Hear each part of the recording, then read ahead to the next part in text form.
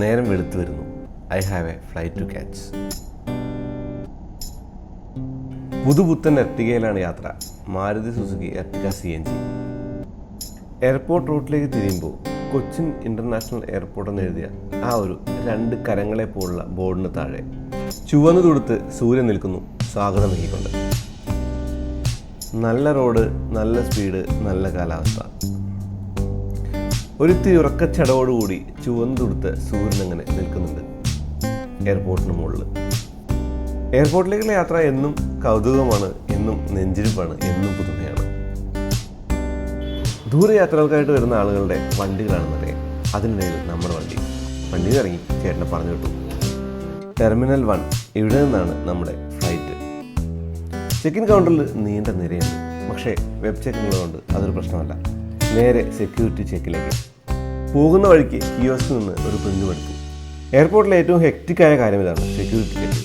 അവിടെ നിന്നെല്ലാം മടക്കിപ്പിറക്കി വന്നപ്പോൾ ഫ്ലൈറ്റ് 45 മിനിറ്റ് ലേറ്റ്. നേരെ ലോഞ്ചിലേക്ക്. ഒരു ചെറിയ ബ്രേക്ക്ഫാസ്റ്റ്, 2 വടി മുകളിലേക്ക് മുടക്കും. എന്നിട്ട് കാത്തിരിക്കും. അതിനിടയ്ക്ക് ആകാശ എയർ പോകാനായിട്ട് എയറെടുക്കുന്നു. ആകാശിയെ ആകാശത്തേക്ക് വിട്ടിട്ട് നമ്മൾ നമ്മുടെ ഫ്ലൈറ്റിലേക്ക് നടക്കുന്നു. കൊച്ചിയിൽ ഇന്ത്യക്ക് എയറോ ബ്രിഡ്ജ് ഉണ്ട്, അതുകൊണ്ട് ബസ്സിൽ കയറണ്ട. ആ കാണുന്നത് ആകാശയുടെ പുതിയ എയർക്രാഫ്റ്റാണ്, പുതിയത് ബോയിങ്. നിറച്ചും ആളുകളുണ്ട് ഫ്ലൈറ്റിൽ. കൊച്ചിയിൽ നിന്ന് ടേക്ക് ഓഫ്. കൊച്ചിയിലെ പച്ചപ്പിൽ നിന്ന് നേരെ കോൺക്രീറ്റ് കാടുകളുള്ള മുംബൈയിലേക്ക്. കടലിന് മുകളിലൂടെ വന്ന് ലാൻഡ് ചെയ്യുന്ന റൺവേ അല്ല ഇത്തവണ, നേരെ അപ്പുറത്താണ്. ആ ഭംഗിയിലേക്ക് അധികം ലയിച്ചിരിക്കാനായില്ല കേട്ടോ. കാരണം ഫ്ലൈറ്റ് ലാൻഡ് ചെയ്തു. ഒരിത്തിരി ഹാർഷായിട്ടുള്ള ലാൻഡിങ് ആയിരുന്നു. പൈലറ്റിന് പരിചയം പോലെന്ന് തോന്നുന്നു. നമുക്ക് പറഞ്ഞു കൊടുക്കാൻ പറ്റില്ലല്ലോ, കാരണം കാറല്ല, വിമാനമാണ്. ഇത് ഓടിക്കാൻ നമ്മളെ കൊണ്ടാവില്ല. മുംബൈ വലിയ എയർപോർട്ട്. ദൂരെ 747 ഒക്കെ കിടക്കുന്നത് കാണുന്നുണ്ട്. വഴി തെറ്റിയെന്ന് തോന്നുന്നു. ഇത് ട്രാൻസ്ഫറിലേക്കുള്ള വഴിയാണ്, പുറത്തേക്കല്ല. തിരിഞ്ഞു വന്നു, പുറത്തേക്ക് നടന്നു. കാർ അവിടെ കാത്തിട്ടുണ്ടായിരുന്നു. ഇതും പുതിയതാണ്, CNG ഡിസയർ. യാത്ര തുടങ്ങി. മഞ്ഞയും കറുപ്പും അടിച്ച ടാക്സികൾ നിങ്ങൾ മുംബൈയിലാണെന്നുള്ളത് വീണ്ടും ഓർമ്മിച്ചുകൊണ്ടിരുന്നു. ബാന്ദ്ര വോർലി സീലിംഗ് ആണ് മനോഹരമായ വലിയ പാലം. 5.6 കിലോമീറ്റർ ലോങ് ആണത്. കൂടെ 8 ലൈനുകളും. സ്ഥലമെത്തി. ഇവിടെ നമ്മൾക്കായിട്ടൊരു വണ്ടി കാത്തിരിപ്പുണ്ട്. ആ വണ്ടി കാണാനാണ് നമ്മൾ വന്നിട്ടുള്ളത്. Car number 2. അതാണ് നമുക്ക് അലോട്ട് ചെയ്ത ഹെക്ടറിൻ്റെ നമ്പർ. അങ്ങനെ രാവിലെ മുതൽ യാത്ര ചെയ്തിട്ട് നമ്മളിവിടെ മുംബൈയിലെത്തിയതെന്ന് പറയുന്നത് ഒരു വണ്ടി കാണാനാണ്. ആ ഒരു കാണാനാണെന്ന് പറയുന്ന കാര്യം ഒന്ന് ഊന്നി പറയണം, കാരണം കാണുക മാത്രമേ ഉള്ളൂ, ഓടിക്കാൻ പറ്റില്ല. അതായത് ഒരു വാക്ക് റൗണ്ട് വീഡിയോ ചെയ്യാനാണ് മുംബൈയിലേക്ക് വന്നിട്ടുള്ളത്. അപ്പോൾ ഇന്ന് നമ്മുടെ കൂടെ ഉള്ളത് MG ഹെക്ടറാണ്. MG ഹെക്ടറിൻ്റെ കാര്യം പൊതുവെ പറയേണ്ടതില്ല, കാരണം ബ്രിട്ടീഷ് ആ ഒരു അണ്ടർപിന്നിങ് ഉള്ള ചൈനീസ് ബ്രാൻഡായിട്ടുള്ള മോറിസ് ഗാരേജസ് ഇന്ത്യയിലേക്ക് വന്നിട്ട് കുറച്ചായി. അവരുടെ ബ്രെഡ് ആൻഡ് ബട്ടർ എന്ന് പറയുന്നൊരു മോഡലാണ് MG ഹെക്ടർ. NextGen ഹെക്ടറിൽ ആ ഒരു എഞ്ചിനോ ഗിയർബോക്സിനോ കാര്യമായിട്ടുള്ള മാറ്റങ്ങളൊന്നുമില്ല. മാറ്റങ്ങളില്ല എന്നല്ല, തൊട്ടിട്ടില്ല എന്നുള്ളതാണ്. പക്ഷേ ബാക്കിയുള്ള കാര്യങ്ങളിൽ ഒരുപാട് മാറ്റങ്ങളുണ്ട് എന്നുള്ളതാണ്. ഇപ്പോൾ നിങ്ങൾക്ക് കാണാം ഓട്ടോണോമസ് ലെവൽ 2 എന്നുള്ളത് ആ ഒരു സ്റ്റിക്കർ അവിടെ കാണുന്നുണ്ട്. കൂടാതെ വൈഫൈയുടെ സിമ്പിളും. ഈ ഒരു വണ്ടിക്ക് ഒരിത്തിരി എക്സ്റ്റെൻസീവായിട്ട് കുറച്ചധികം കാര്യങ്ങൾ ADAS, അതായത് അഡ്വാൻസ്ഡ് ഡ്രൈവർ അസിസ്റ്റൻറ്റ് സിസ്റ്റം എന്ന് പറയുന്ന ഒരു കാര്യത്തിലുണ്ട്. അത് മാത്രമല്ല, ഗ്രില്ല് ഫ്ലാഷി ഗ്രില്ലാണ്, തീർത്തും ഫ്ലാഷി ആയ ഗ്രില്ലാണ്. എല്ലാ വണ്ടികളുടെയും ഗ്രില്ല് വലുതാവാണ്. ഇപ്പോൾ ഹുണ്ടായുടെ നമ്മൾ കണ്ടു, അതുപോലെ BMW കിഡ്നി ഗ്രില്ലിൻ്റെ ആ ഒരു രൂപം നമ്മൾ കണ്ടു. അങ്ങനെ മാറ്റങ്ങൾ എവിഡൻ്റ് ആണ്. ഈ ഒരു വണ്ടിയുടെ ആ ഗ്രില്ല് ഒരിത്തിരി കൂടി ഫ്ലാഷിയാണ്. ക്രോം സറൗണ്ടിങ്, അതായത് ക്രോം എന്നല്ല പറയാം, ആ ഒരു ക്രോമിനോട് കൂടിയ ആ ഒരു പിയാനോ ബ്ലാക്ക് സറൗണ്ടിങ് കൊടുത്തിട്ടുള്ള ആ ഒരു ഗ്രില്ലിന് ഒരുപാട് ഡയമണ്ടുകളുണ്ട് എന്നുള്ളതാണ്. MG ലോഗോയുടെ താഴെ ക്യാമറയുണ്ട്, അത് 360 ക്യാമറയാണ്. ഇനി ADASൻ്റെ ക്യാമറ ആ ഒരു കണ്ണാടര പിന്നിലായിട്ട് മുകളിൽ കാണാം. അത് മാത്രമല്ല, റഡാർ ബേസ്ഡ് ആ ഒരു ക്രൂയിസ് കൺട്രോളും കാര്യങ്ങളൊക്കെ ഉള്ളതുകൊണ്ട് തന്നെ ആ റഡാറിൻ്റെ ഒരു ആൻറ്റിന കൂടി ഇവിടെ ഉണ്ട്. ഇനി താഴെയായിട്ട് കൊടുത്തുള്ള ആ ഒരു സ്കിഡ് പ്ലേറ്റ് ഡിസൈൻ കൂടി കാണാമെന്നുള്ളതാണ്. അതിനുമുണ്ട് ക്രോമിൻ്റെ സറൗണ്ടിങ്. നിങ്ങൾക്ക് തോന്നാം ഡിസൈനിൽ വന്ന മാറ്റങ്ങളിലേക്ക് അത്ര കാര്യമായിട്ട് ഊന്നേണ്ടതുണ്ടോ? സെയിം പ്ലാറ്റ്ഫോമാണ്, സെയിം ബോഡി ഷെല്ലാണ്, ബമ്പറുകളും ഹെഡ്ലാമ്പും ഗ്രില്ലും അങ്ങനെയുള്ള കാര്യങ്ങളൊക്കെയാണ് മാറിയിട്ടുള്ളത്. പക്ഷേ പറയേണ്ടതുണ്ട്, കാരണം വണ്ടിയുടെ ആ ഒരു പ്രോപ്പർ ലുക്കിൻ്റെ കാര്യമെന്ന് പറയുന്നത് മുന്നും പിന്നും തന്നെയാണ്. അപ്പോൾ ആ ഒരു മാറ്റങ്ങൾ കേന്ദ്രീകരിക്കണം. അതിൻ്റെ ഒരു ഭാഗമായിട്ട് ആ ഗ്രില്ലിനെ കാണാമെന്നുള്ളത് തന്നെയാണ്. എം ജി ഹെക്ടറിൻ്റെ ആ ഒരു ലൈറ്റിൻ്റെ കാര്യം ഒന്നുകൂടി പറയാം. LED ഹെഡ്ലാംപ്സ് ആണ്. ഹെഡ്ലാംപ്സ് എന്ന് പറയുന്നത് ആ ഒരു ബമ്പറിലാണ്. കൂടാതെ ഈ ഒരു DRL ഇത് പഴയ DRL തന്നെയാണ്, വ്യത്യാസമൊന്നുമില്ല. പക്ഷേ ഈ DRLിനകത്ത് വരുന്ന ആ ഒരു ഇൻഡിക്കേറ്ററിന് പ്രത്യേകത ഉണ്ട്. അതായത് ഏത് വശത്തേക്കാണ് വീല് തിരിക്കുന്നത് ആ ഒരു വീല് തിരിയുന്ന വശത്ത് ഇൻഡിക്കേറ്റർ ഓട്ടോമാറ്റിക്കായിട്ട് കത്തുമെന്നുള്ളതാണ്. അതായത് ഈ ഒരു വണ്ടിക്ക് ഓട്ടോ ഹെഡ്ലാംപ്സ് പോലെ ഓട്ടോ ഇൻഡിക്കേറ്റേഴ്സും ഉണ്ട്. അങ്ങനെ ഇൻഡിക്കേറ്റേഴ്സ് ഉണ്ടെന്ന് പറഞ്ഞാൽ പോരാ, അത് കത്തിച്ച് കാണിക്കണ്ടേ. അതിനായിട്ട് നമുക്ക് വണ്ടിക്ക് അകത്ത് കയറിയിട്ട് ഇഗ്നീഷൻ ഓൺ ചെയ്യാം. അത് സ്പീഡ് ഡിപ്പെൻഡ് ആണ്. അതായത് കൂടിയ സ്പീഡിൽ ഇത്രയും തിരിക്കേണ്ടതില്ല. അത് മാത്രമല്ല, അപ്പോൾ യൂട്ടേണിലും അല്ലെങ്കിൽ തിരിവിലുമൊക്കെ ആ ഒരു കാര്യം നമുക്ക് സഹായകമായേക്കും. ഏറ്റവും ലാസ്റ്റ് നിമിഷത്തിലാണ് ഇൻഡിക്കേറ്റർ കത്തുക. എന്നാലും ഇൻഡിക്കേറ്റർ എടുക്കാൻ മറന്നുപോയി അല്ലെങ്കിൽ ഇടാനായിട്ട് മറന്നുപോയെങ്കിൽ അത് കത്തി ആ ഒരു പിന്നിലുള്ള ആളെ ആ ഒരു ഇടിക്കുന്ന സമയത്തെങ്കിലും ആ ഒരു നോട്ടീസ് കൊടുക്കുമെന്നുള്ളതാണ്, അല്ലെങ്കിൽ നോട്ടിഫൈ ചെയ്യുമെന്നുള്ളതാണ്. ഓട്ടോണമസ് ലെവൽ 2 ADASൻ്റെ കാര്യം പറയുമ്പോൾ MG ആസ്റ്റർ കണ്ട ആ ഒരു ഫീച്ചേഴ്സിന് പുറമെ ലെയിൻ ഡിപ്പാസർ വാണിംഗ് അല്ലെങ്കിൽ അഡാപ്റ്റീവ് ക്രൂസ് കൺട്രോൾ ഞാൻ പറയുന്നത് ബെൻഡ് ക്രൂയിസ് അസിസ്റ്റൻസ്, അതായത് തിരിവുള്ള ആ റോഡുകളിലും നമുക്ക് ആ ക്രൂയിസ് കൺട്രോളിൻ്റെ സഹായം കിട്ടുന്നതാണ് അവർ പറയുന്നത്. ഓട്ടോമാറ്റിക് എമർജൻസി ബ്രേക്കിംഗ്, അതുപോലെ forward collision warning, safe distance warning, അങ്ങനെയുള്ള കാര്യങ്ങളുണ്ട്. അതിൻ്റെ കൂടെ ട്രാഫിക് ജാം അസിസ്റ്റ്. അതെങ്ങനെയെന്നല്ലേ അപ്പോൾ ഞാൻ ആ ഫീച്ചേഴ്സൊക്കെ പറയാം കേട്ടോ. അതായത് വണ്ടിയുടെ വീല് തിരിഞ്ഞുകൊണ്ട് ആ ഇൻഡിക്കേറ്റർ വയ്ക്കുന്നത് ശരിയാകട്ടെ, കേട്ടു. Okay, adaptive cruise control ACC അത് റഡാർ ബേസ്ഡ് ആണ്. അപ്പോൾ എനിക്ക് തോന്നുന്നു നമുക്ക് പല വണ്ടികളും കാണുന്നുണ്ട്, മുന്നിലെ വണ്ടി പോകുന്ന ആ വണ്ടിയെ ഫോളോ ചെയ്ത് നമ്മുടെ വണ്ടി സ്പീഡ് കുറയ്ക്കുകയും കൂട്ടുകയും ചെയ്യുന്ന അതേ സംഗതി തന്നെയാണ്. കൂടാതെ ബെൻഡ് ക്രൂയിസ് അസിസ്റ്റൻസ്, ഇപ്പോൾ തിരിവൊക്കെ വരുമ്പോൾ ക്രൂയിസ് കൺട്രോളാണെങ്കിലും സ്പീഡ് കുറച്ച് നമുക്ക് ആ തിരിവ് വലിയ കുഴപ്പമില്ലാണ്ട് തിരിച്ചു പോകാൻ പറ്റിയ ഒരു കാര്യമായിട്ട് കാണാം. പിന്നെ ലെയിൻ ഡിപ്പാച്ചർ വാണിംഗ് നമ്മളത് ആസ്റ്ററിൽ കണ്ടിട്ടുണ്ട്. ലെയിൻ കീപ്പ് അസിസ്റ്റ് അത് നമ്മൾ കണ്ടിട്ടുണ്ട്. ട്രാഫിക് ജാം അസിസ്റ്റ് TGA എന്ന് പറയുന്ന, TJA എന്ന് പറയുന്നൊരു കാര്യം. അതായത് ട്രാഫിക് ജാമിലൊക്കെ ആ ഒരു കുറഞ്ഞ സ്പീഡിൽ നമുക്ക് ക്രോൾ ചെയ്യാന്നുള്ളതാണ്. വണ്ടി തന്നെ ക്രോൾ ചെയ്യുള്ളൂ, നമ്മളൊന്നും ചെയ്യേണ്ട. മുന്നിലെ വണ്ടി നീങ്ങുമ്പോൾ അതിനനുസരിച്ച് നീങ്ങിക്കോളും. അതും റഡാർ ബേസ്ഡ് ആയതുകൊണ്ട് തന്നെ നമുക്ക് ലൈനുകൾ വേണമെന്നില്ല. ട്രാഫിക്കിൻ്റെ അല്ലെങ്കിൽ റോഡിൻ്റെ ആ ഒരു ഇൻഫ്രാസ്ട്രക്ചർ കറക്റ്റ് ആയിരിക്കണം എന്നില്ലാണ്ടാണ്, അതൊരു ഗുണമാണ്. പക്ഷേ അപ്പോഴും എൻ്റെ ഒരു സംശയം എന്ന് പറയുന്നത് രണ്ട് വണ്ടികൾക്കിടയിൽ ഒരു ബൈക്ക് കുത്തിക്കയറ്റി നിർത്തിയാൽ എന്താവും എന്നുള്ളതാണ്. അപ്പോൾ എമർജൻസി ബ്രേക്കിംഗ് വർക്ക് ചെയ്തോളും, അപ്പോൾ ഇടിക്കില്ലായിരിക്കും. പിന്നെ ഇൻ്റലിജൻറ്റ് ഹെഡ് ലാമ്പ് കൺട്രോൾ അത് നല്ലതാണ്. കാരണം ഓൺ കമ്മിങ് ട്രാഫിക്കിനെ ബ്ലൈൻഡ് ചെയ്യാതിരിക്കുക. നമ്മുടെ പിന്നിൽ വെക്കുമ്പോൾ ആ ഒരു കണ്ണാടിയിൽ ലൈറ്റ് അടിച്ചിട്ട് മുന്നിലെ ആൾക്ക് തന്നെ ആ ഒരു കാഴ്ച തടസ്സപ്പെടുത്താതിരിക്കുക എന്നുള്ള കാര്യം ഞങ്ങൾക്ക് ഉപകാരപ്രദമായ കാര്യമാണ്. പിന്നെ സേഫ് ഡിസ്റ്റൻസ് വാണിംഗ് ഉണ്ട്. അതുമാത്രമല്ല ഫോർവേഡ് കൊളീഷൻ വാണിംഗ് ഉണ്ട്. AEB പെഡസ്ട്രിയൻ, അതായത് ഞാൻ നേരത്തെ പറഞ്ഞ പോലെ ആ ഒരു ഓട്ടോമാറ്റിക് എമർജൻസി ബ്രേക്ക് എന്ന് പറയുന്നത് കാറുകൾക്ക് മാത്രമല്ല പെഡസ്ട്രിയനും ഉണ്ട് എന്നുള്ളതാണ്. പക്ഷേ ആകെയുള്ള പ്രശ്നം എന്ന് പറയുന്നത് ഇപ്പോൾ ഇതൊക്കെ നമുക്ക് പറയാം, പക്ഷേ പറയാൻ മാത്രമേ പറ്റുള്ളൂ. ഓടിച്ച് നോക്കിയിട്ട് ടെസ്റ്റ് ചെയ്യാൻ അല്ലെങ്കിൽ ടെസ്റ്റ് ചെയ്യാൻ അവസരം കിട്ടിയാലേ ഇതിൻ്റെ ഒരു എഫക്റ്റീവ്നെസ്സും എഫിഷ്യൻസിയൊക്കെ പറയാൻ പറ്റുള്ളൂ. എന്തായാലും ഇതൊക്കെ ഇതിനകത്തുണ്ട് എന്നുള്ളതാണ്. പുതിയ കുറച്ച് കളറുകളും MG ഹെക്ടർ വന്നിട്ടുണ്ട്. ഇത് ഡ്യുവൽ ടോൺ ആണ് കേട്ടോ. 18 ഇഞ്ചാണ് വീല്. ആ ഒരു വീലിൻ്റെ ഡിസൈൻ കണ്ടോ, ലെവൽ ഡിസൈൻ കണ്ടോ. 18 ഇഞ്ചിൽ 215, 55, 618 ടയറുകളാണെന്നുള്ളതാണ്. മുന്നിൽ ഡിസ്ക് ബ്രേക്കാണ്, സ്വാഭാവികമായ കാര്യം. MG ഹെക്ടറിന് അങ്ങനെ തന്നെ ആയിരുന്നു. കൂടാതെ വശങ്ങളിൽ കാര്യമായിട്ട് മാറ്റങ്ങളൊന്നും തന്നെ ഇല്ല എന്നുള്ളതാണ്. കാര്യമായിട്ടുള്ള മാറ്റങ്ങളൊന്നും തന്നെ ഇല്ല എന്നുള്ളത് തന്നെയാണ്. മുന്നിലെ കാര്യം പറഞ്ഞു, വശങ്ങളുടെ കാര്യം പറഞ്ഞു. അപ്പം ഇനി പിന്നിലൊരു മാറ്റമുണ്ട്. ആ മാറ്റം എന്ന് പറയുന്നത് പുതിയ ട്രെൻഡാണ്. 2 ടെയിൽ ലാമ്പുകൾ കണക്ട് ചെയ്തിട്ട് ആ ഒരു LED ബാർ, ആ ഒരു ബാർ എന്ന് പറയുന്നത് ബ്ലേഡ് LED ബാർ എന്നാണ് ആ ഒരു MG പറയുന്നത്. അപ്പോൾ MG വിളിക്കുന്നത്. അപ്പോൾ ഈ ഒരു സംഗതി കാണാൻ ഭംഗിയുണ്ട് എന്നുള്ളത് തന്നെയാണ്.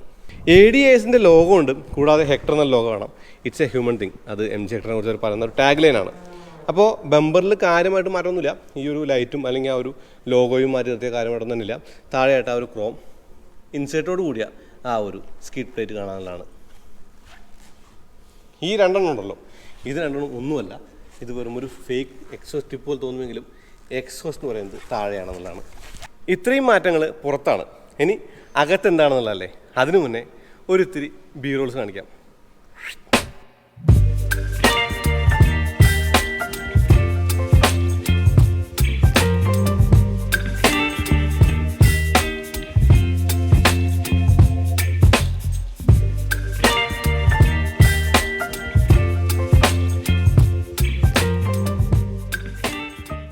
MG ഹെക്ടറിൽ ആ ഒരു പനോരമിക് സൺറൂഫ് നമ്മൾ കണ്ടിട്ട് NextGenൽ അത് ആ ഒരു സ്ക്രീനിൽ വരെ നമുക്ക് സ്ക്രോൾ ചെയ്തിട്ട് ഓപ്പൺ ചെയ്യാനുള്ളതാണ്. ഞാൻ കാണിച്ചു തരാം കേട്ടോ ആദ്യം. അതിനു മുന്നേ ഈ ഒരു സീറ്റിൻ്റെ കാര്യം പറയാം. ഇലക്ട്രിക് സീറ്റുകളാണ്. ഈ സീറ്റുകളിൽ ഇരിക്കാൻ അത്യാവശ്യം നല്ല സുഖമുണ്ട്, നല്ല പ്ലഷ് ആയിട്ടുള്ള സീറ്റാണ്. അതിന് മാറ്റമൊന്നുമില്ല. എൻ്റെ ആകെയുള്ളൊരു പ്രശ്നം എന്ന് പറയുന്നത് ഈ ഒരു വണ്ടിയുടെ എഞ്ചിന് കൂടി അല്ലെങ്കിൽ CVT ഗിയർബോക്സുള്ള ഈ ഒരു വണ്ടിക്ക് ഒരു ഡീസൽ ഓട്ടോമാറ്റിക് കൂടി വേണമെന്നുള്ളതാണ്. അങ്ങനെ ആകുമ്പോൾ ഒന്നുകൂടി ആളുകളിലേക്ക് വണ്ടി എത്തിയതിനെ തോന്നിയിട്ടുണ്ട്. ശരിയല്ലേ? ലാപ്ടോപ്പ് സ്ക്രീനിന് തുല്യമായിട്ടുള്ള 14 ഇഞ്ച് സ്ക്രീനാണെന്ന് ഹൊറിസോണ്ടലി പ്ലേസ് ചെയ്യുന്നത്. അതിനു മുന്നേ നിങ്ങൾ ഈ ആംബിയൻ ലൈറ്റ് കാണുന്നുണ്ടാവും. ആംബിയൻ ലൈറ്റ് എന്ന് പറയുന്നത് MGയുടെ കാര്യത്തിൽ പുതുമയൊന്നുമല്ല. പക്ഷേ ഈ ഒരു ആംബിയൻ ലൈറ്റിന് വോയിസ് കമാൻഡ്സ് ഉണ്ട് എന്നുള്ളതാണ് ഇവിടുത്തെ കാര്യം. അതായത് 75 മുതൽ 100ഓളം കമാൻഡുകളൊക്കെ ഈ ഒരു സ്ക്രീനിലുണ്ടെന്നാണ് MG പറയുന്നത്. അപ്പോൾ എക്സാമ്പിൾ നമ്മളൊരു വോയിസ് കമാൻഡ് പറഞ്ഞു കഴിഞ്ഞാൽ വോയിസ് കമാൻഡ് പറയാനായിട്ട് നമുക്ക് വോയിസ് കമാൻഡ് ഇവിടെ പ്രസ് ചെയ്യാം. പ്രസ് ചെയ്യാൻ പറയുമ്പോൾ നമുക്ക് വല്ല ഈസിയാണ്. അപ്പോൾ ഒരു വോയിസ് കമാൻഡ് നോക്കാം. Set mood light colour to red.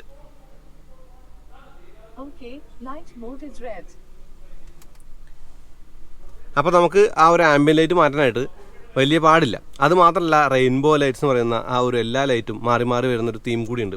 Just ഫാൻസിയാണ് പറഞ്ഞു തന്നേ ഉള്ളൂ. അപ്പോൾ ഈ ഒരു സ്ക്രീനിൻ്റെ കാര്യം പറയുമ്പോൾ HD ആണ് സ്ക്രീൻ എന്ന് അവർ പറയുന്നത്. HD സ്ക്രീനാണിത്. അപ്പോൾ HD സ്ക്രീനിലേക്ക് നമുക്ക് പോവാം. ഈ ഒരു വാൾപേപ്പർ കാണാം. വാൾപേപ്പർ എന്ന് പറയുമ്പോൾ കുറച്ച് ഇൻട്രാക്റ്റീവ് ആണ്. അവിടെ നിൽക്കട്ടെ. പക്ഷേ ഒരു നല്ല കാര്യമുണ്ട്. നല്ല കാര്യം എന്ന് പറയുന്നത് ഇങ്ങനെ ഒരു സ്ക്രീൻ വെക്കുമ്പോൾ AC കൺട്രോൾസിനകത്ത് ഹൈഡ് ചെയ്ത് വെച്ചാൽ നമുക്കത് എടുക്കാനായിട്ട് ഓരോ തവണയും മെനു ഒക്കെ ക്ലിക്ക് ചെയ്ത് പോകേണ്ടി വരും. പകരം ഈ ഒരു ഫിക്സഡ് AC കൺട്രോൾസ് ഉണ്ട്, അല്ലെങ്കിൽ അങ്ങനെയുള്ള ഷോർട്ട് കട്ടുകൾ ഉണ്ട് എന്നുള്ളത് ഗുണമുള്ള കാര്യമാണ്. ഫോർ എക്സാമ്പിൾ ഞാൻ ഈ ഒരു വണ്ടിയുടെ ഐക്കൺ പ്രസ് ചെയ്ത് കഴിയുമ്പോൾ കണ്ടോ, സൺറൂഫ് നമുക്ക് ഓപ്പൺ ചെയ്യാനും അടയ്ക്കാനും ഈ ഒരു സ്വിച്ച് അല്ലെങ്കിൽ ഈ ഒരു സ്ക്രീനിൽ പറ്റും. കൂടാതെ ലാമ്പുകൾ, ഇപ്പോൾ ഏതൊക്കെ ലാമ്പുകൾ, കൂടാതെ ആംബിയൻ ലൈറ്റ്, വിൻഡോ, ഈ ഒരു power window down by remote key, ഫോക്സോണിലൊക്കെ കണ്ടുള്ള ആ ഒരു ഫീച്ചറാണ്.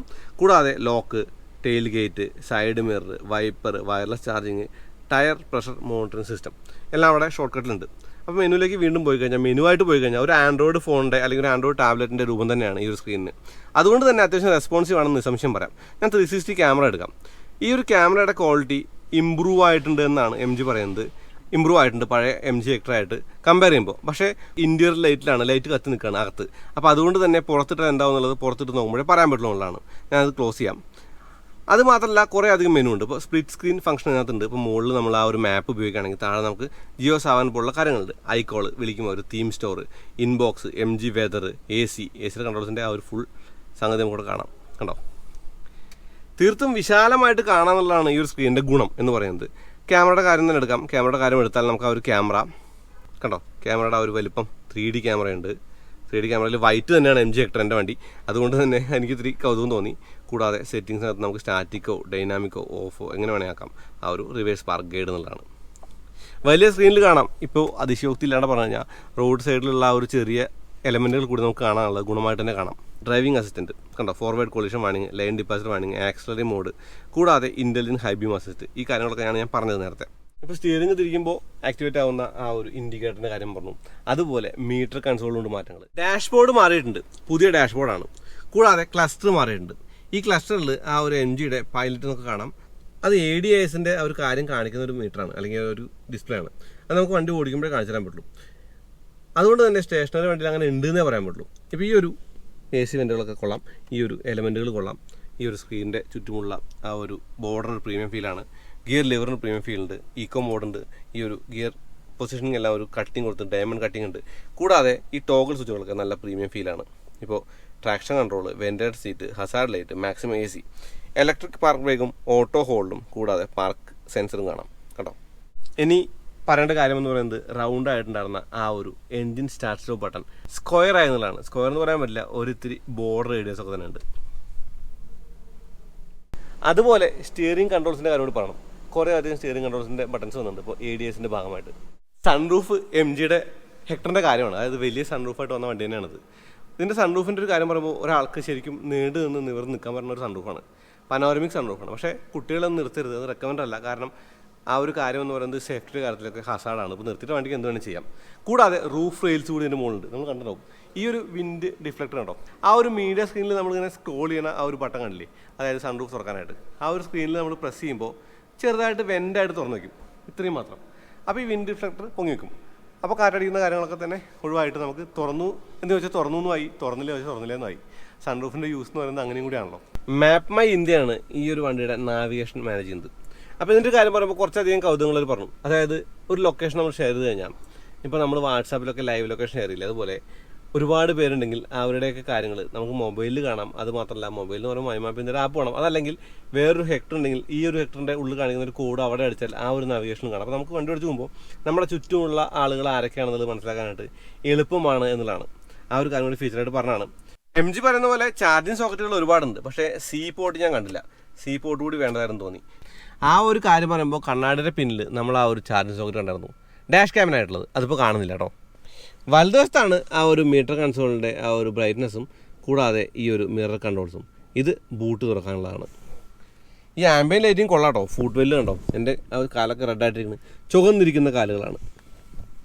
ഇത് കണ്ടില്ലേ, ഓട്ടോ എന്ന് പറയുന്നത് ഈ ഒരു ഡ്രൈവർ സൈഡിൽ മാത്രമേ ഉള്ളൂ. പക്ഷേ കീ ഞെക്കി പിടിച്ചാൽ ഗ്ലാസ് താഴ്ന്നു പറഞ്ഞു. നമ്മുടെ കയ്യിൽ കീ ഉണ്ട്. സൺ റൂഫ് ഓപ്പണാണ്, അടച്ചിട്ടില്ല, പക്ഷേ വണ്ടി ലോക്ക് ചെയ്തു. അപ്പോൾ നമുക്ക് ആ സൺ റൂഫ് അടയ്ക്കണമെങ്കിൽ ഈ ലോക്ക് കീ പ്രസ് ചെയ്ത് പിടിച്ചാൽ മതി എന്ന് തോന്നുന്നു. ഞാൻ ലോക്ക് കീ ഒന്ന് പ്രസ് ചെയ്ത് പിടിക്കട്ടെ.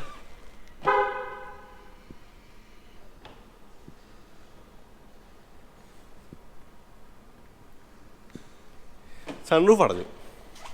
ഇനി അതുപോലെ തന്നെ ഈ ഒരു കീ പ്രസ് ചെയ്ത് പിടിച്ചാൽ ഗ്ലാസ് താഴെ നോക്കാം.